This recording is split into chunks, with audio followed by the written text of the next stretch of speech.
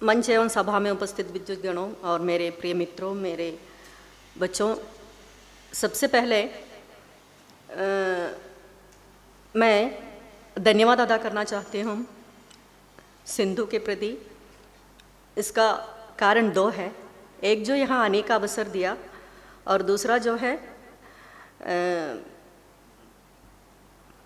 आशीष जी से मेरी मुलाकात हुई, वो भी एक कारण है। लेकिन इस सबसे बहुत बड़ा कारण यह है कि मेरी जो सहेली हम बैठी हुई है, आपकी टीचर बीना जी, एमफिल में हम एक साथ हम पढ़े थे, लेकिन उसके बाद करीब 25 साल बाद हम अब मिल रहे हैं। इतनी खुशी मन में भरी हुई है, तो प्रपद प्रस्तुति एक बहाना बनकर रह गया।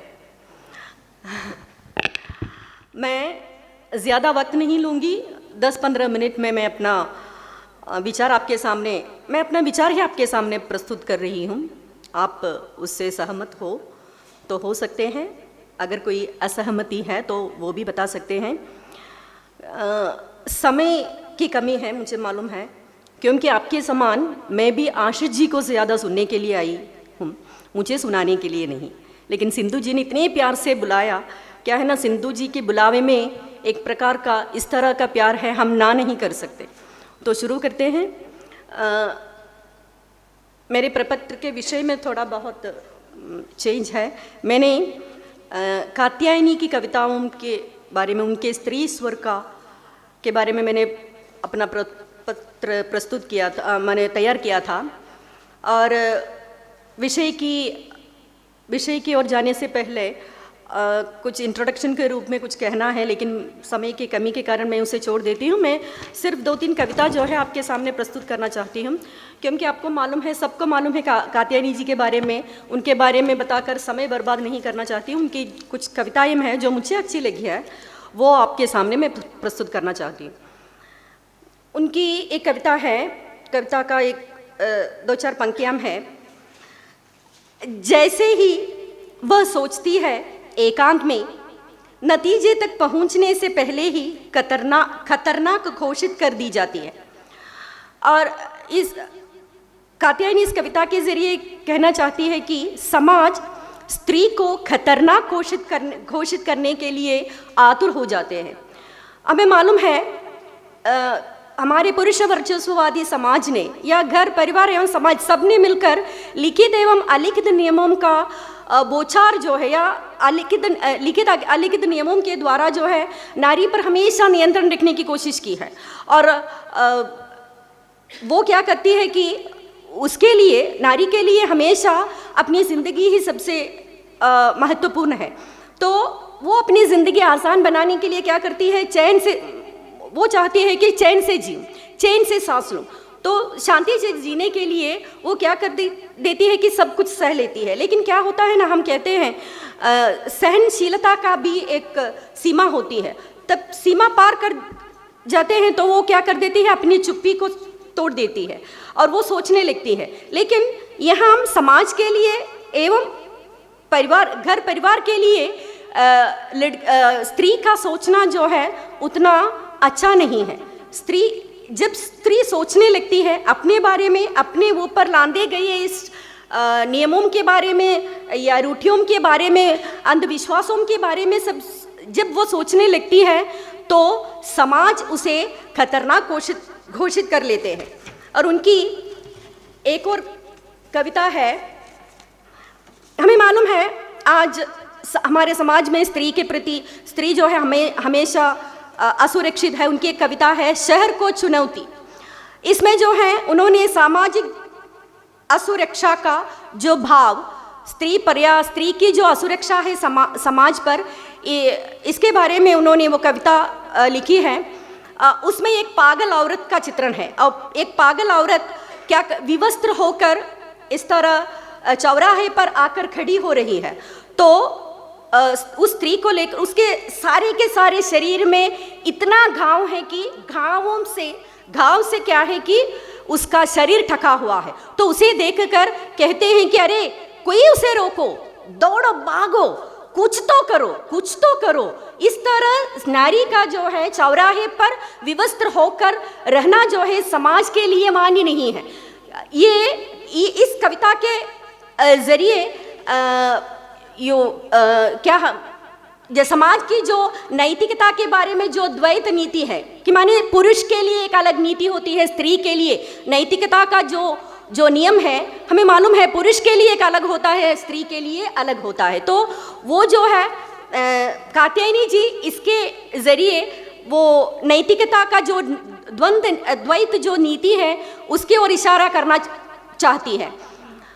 और उनकी दो कविताएं मुझे बहुत अच्छी लगी थी। एक जो है शायद मुझे लगता है कि आपने आपके पाठ्यक्रम में होगी, वो अपराजिता नामक एक कविता है।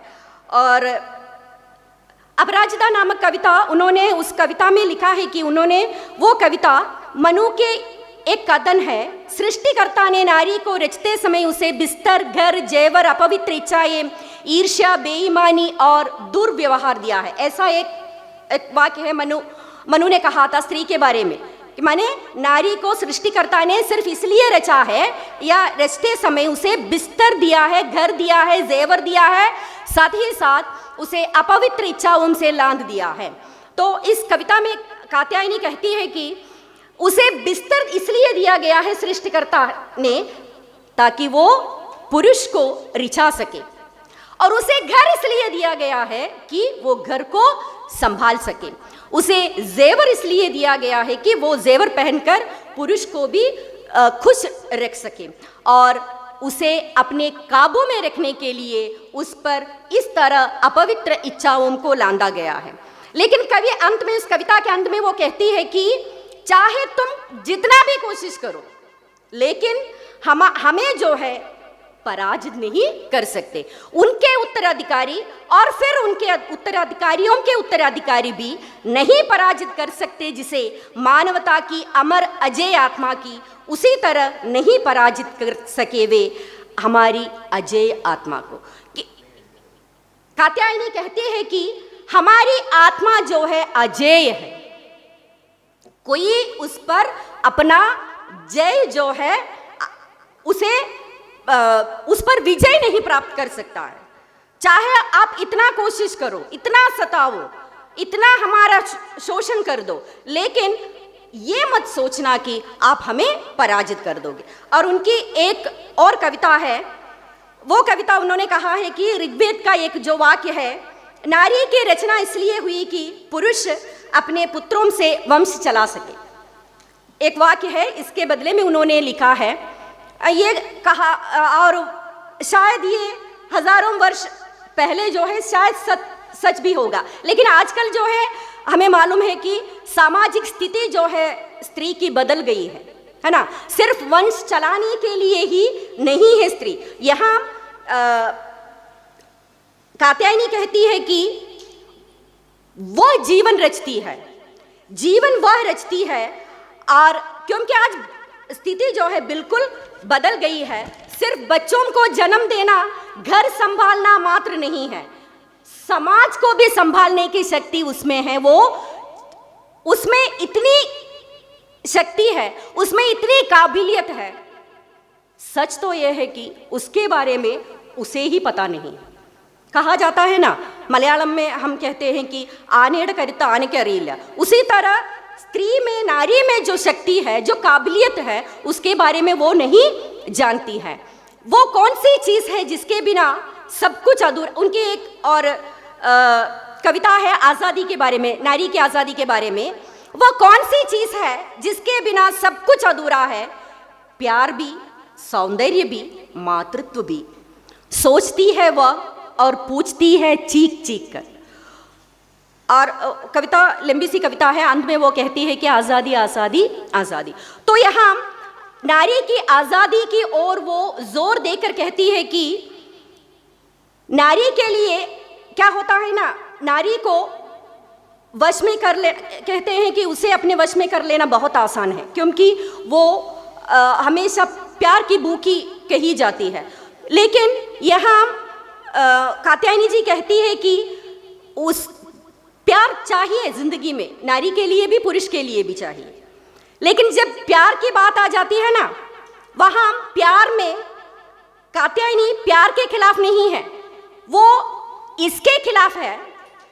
जब प्यार के बाद या प्यार करने के बाद हमेशा ये होता है कि प्यार करके उसे अपने वश में कर लिया जाता है, तो वो इसके खिलाफ है। प्यार करने के बाद भी या प्यार के बाद भी, मिलन के बाद भी, जब उसका अस्तित्व नष्ट नहीं हो जाता है, उस प्यार से कात्यायनी जी को कोई एतराज नहीं है, वो प्यार उन्हें मंजूर है। और वो कहती है कि उनकी एक और कविता है, सुखी जीवन को नष्ट कर देने की जो अदम्य इच्छा है, क्या चुरा सकता है उसे इंद्र या नष्ट कर सकता है बृहस्पति। सुखी जीवन को नष्ट कर देने की जो अदम्य इच्छा है, मैंने पहले ही कहा था, नारी हमेशा चाहती है कि कोई बात नहीं, चैन से जी लूं, वही काफ़ी है। लेकिन अगर तुम्हें सुखी से जीना है, आसानी माने सुखी से जीना है, चैन से जीना है, तो आज़ादी के बारे में या सोचना मत। हमेशा ये कहा जाता है कि वो दिल से सोचती है, ऐसा नहीं है, वो दिमाग से भी सोचती है, लेकिन समाज चाहता है कि वो दिमाग से ना सोचे, वो हमेशा दिल से सोचे। ये भी एक तरह का नारी को अपने वश में कर लेने की, जो हम क्या कह सकते हैं, पुरुष वर्चस्ववादी समाज का जो एक तरीका है। ऐसा मैंने कह दिया है कि स्त्री हमेशा दिल से सोचती है, तो हमने भी सोच लिया, अरे यार हम तो दिल से सोचते हैं, दिमाग क्या हमारे पास दिमाग नहीं है? दिमाग तो है, लेकिन दिमाग का इस्तेमाल करना, स्त्री का दिमाग का इस्तेमाल करना पुरुष वर्चस्ववादी समाज के लिए खतरा हो सकता है। इसीलिए स्त्री पर यह आरोप लगाया दिया गया है कि स्त्री जो है हमेशा दिल की सुनती है, दिल से सोचती है। तो इसलिए वो कहती है कि सुखी जीवन को नष्ट करने की जो अदम्य इच्छा है, उसे अपने दिल से मत नष्ट कर दो। और भी है, मैं कुछ छोड़ देती हूँ क्योंकि समय की कमी है।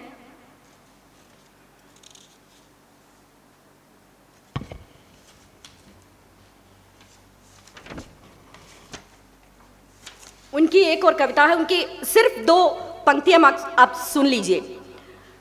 सो मत जाओ इस पागल मन को समझाओ। ये सो मत जाओ बहुत बार बार ये जो पंक्तियां जो है इस कविता में आ जाते हैं। सो मत जाओ इस पागल मन को समझाओ।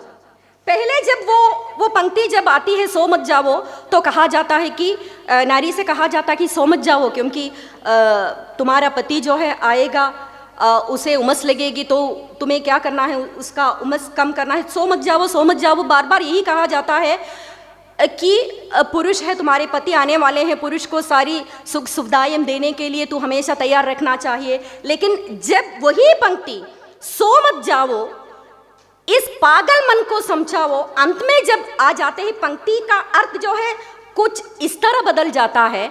वो स्त्री से कहना चाहती है कि सो मत जाओ, अब बहुत हो चुका, अभी तक तू सो रही थी, अब जाग जाओ, बस करो, हो गया। अपने आप को परिवार के लिए, दूसरों के लिए, बच्चों के लिए, पुरुष के लिए, समाज के लिए समर्पित करने का वक्त हो गया है। कम से कम अपने बारे में तो सोचो। ये सच है, क्योंकि एक नारी होने के नाते मैं जानती हूं, हम हमेशा क्या करते हैं कि दूसरों के बारे में सोचते हैं, परिवार के बारे में, बच्चों के बारे में, पति के बारे में। कुछ भी करने से पहले सबसे पहले हम अपने बारे में नहीं सोचते हैं। लेकिन कभी कभार ये विचार मन में आ जाता है कि यार बहुत हो गया, अब तो हम अपनी मर्जी का, अपनी भी मर्जी है, हमारी भी इच्छाएं हैं। पढ़ते समय शायद इच्छाओं के बारे में घर परिवार में जिक्र किया होगा, तो कहते हैं कि अब नहीं, शादी के बाद जो चाहो, तेरा पति अगर इसकी इजाजत लेता है तो हो गई, और शादी के बाद तो हो गई है, तो हो गई, यही है। तो यहाँ वो कहती है कि सो मत जाओ, अब तक तू सो चुकी थी, बहुत समय बीत चुका है, अब तो इस पागल मन को समझाओ, कुछ तो समझाओ उस मन को।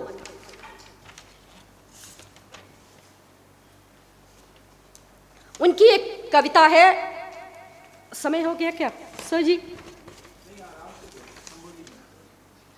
उनकी एक कविता है, सूली पर ऊपर सेज, सूली ऊपर सेज। उसमें बहुत सारे ऐसे नारीवाद की जो समस्याएं हैं वो आ जाते हैं।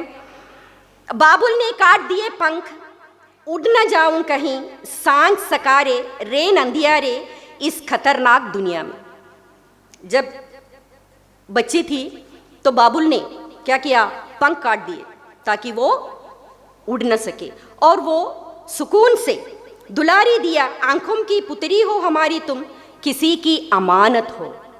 ये अमानत शब्द हिंदी में मलयालम में आप सब ने सुना होगा, बार बार हम सुनते हैं, हमने सुना है, आप भी सुनते आए होंगे। हमारे ज़माने में हम हर वक्त सुनते आए थे, वाले वीटिलुम पोवानुल्लതാണ്, है ना, सुना है, बार बार सुनते हैं। मैं ये बहुत कोशिश करती हूँ कि जानबूझ, क्योंकि ऐसी कई बातें होती हैं हमारे मन में, इस तरह हमारी परवरिश ऐसी हुई है, हम चाहकर भी कह डालते हैं। इसलिए मैं कोशिश करती हूँ मैं अपनी बेटी से ये शब्द ना कहें, मैं कोशिश करती हूँ। शायद नहीं, उससे पूछना पड़ेगा क्योंकि हमें याद नहीं रहता है ना कहा है कि नहीं। तो ये कहा जाता है कि बेटी जो है किसी की घर की अमानत है। किसी की अमानत को हम क्या करेंगे, सुरक्षित रखेंगे, है ना, और उसे दे देंगे। कन्यादानम എന്ന് പറയുന്നത് അതുകൊണ്ട് തന്നെയാണല്ലോ, इसीलिए कहा जाता है।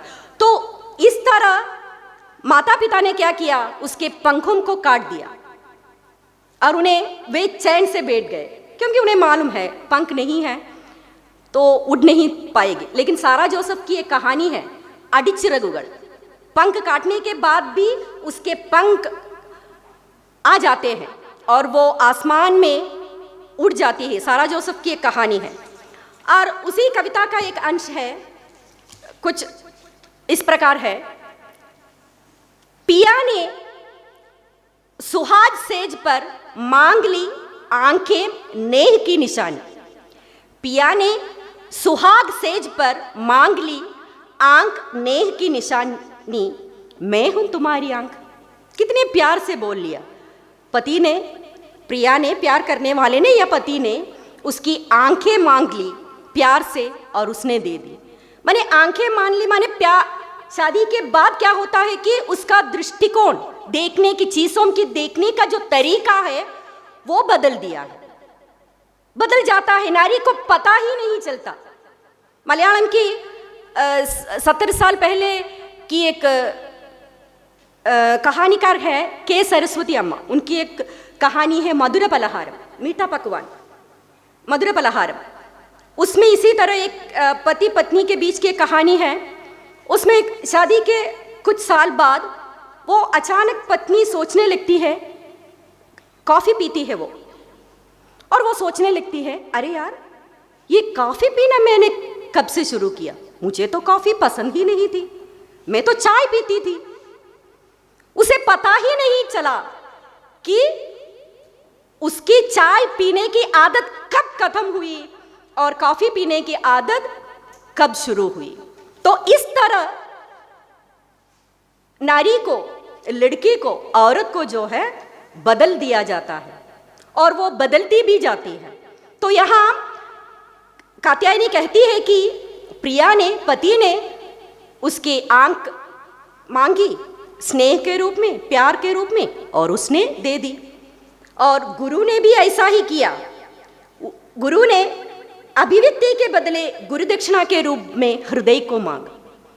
तो यहाँ पंख पिताजी ने, आंख पति ने और हृदय गुरु ने मांगा। लेकिन फिर भी यही कात्यायनी जी की कविता की विशेषता है, ये सब होने के बाद भी, पंखों के नष्ट होने के बाद, आंखों के नष्ट होने के बाद या हृदय के नष्ट होने के बाद भी वो पराजित होने के लिए तैयार नहीं है, वो लड़ती है, लड़ने के लिए तैयार है।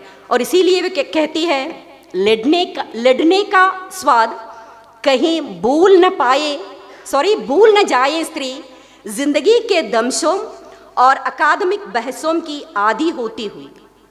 यह तो सच हमें भी मालूम है, कि अब सेमिनार होता रहता है स्त्री के बारे में, अस्मिता के बारे में। एक मिनट।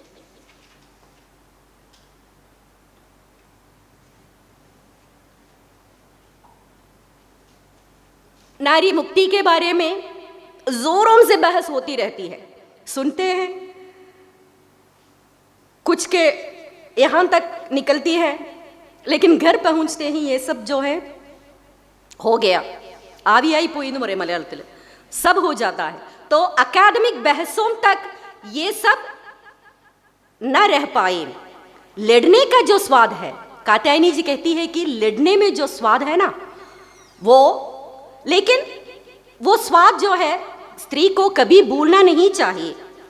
तमाम मुश्किलों को के बाद भी वो कहती है कि स्त्री की मुक्ति जो है असंभव नहीं है, आशा है उसके मन में, आज नहीं तो कल नहीं या कुछ समय बाद जरूर पूरी तरह, पूरे मायने में जिसे हम मुक्ति कहते हैं या आज़ादी कहते हैं वो जरूर हो पाएगी।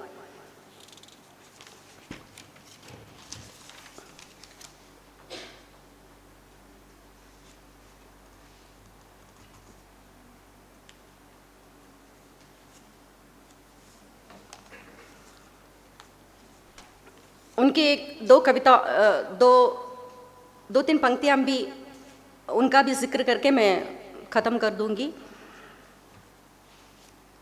तो मैंने कहा कि कात्यायनी जी की कविता जो नारी जो है नकारात्मक स्थिति में भी ऊपर उठकर सकारात्मक स्थिति में जीना चाहती है, वो संघर्ष करना चाहती है, लड़ना चाहती है, आज़ाद होना चाहती है।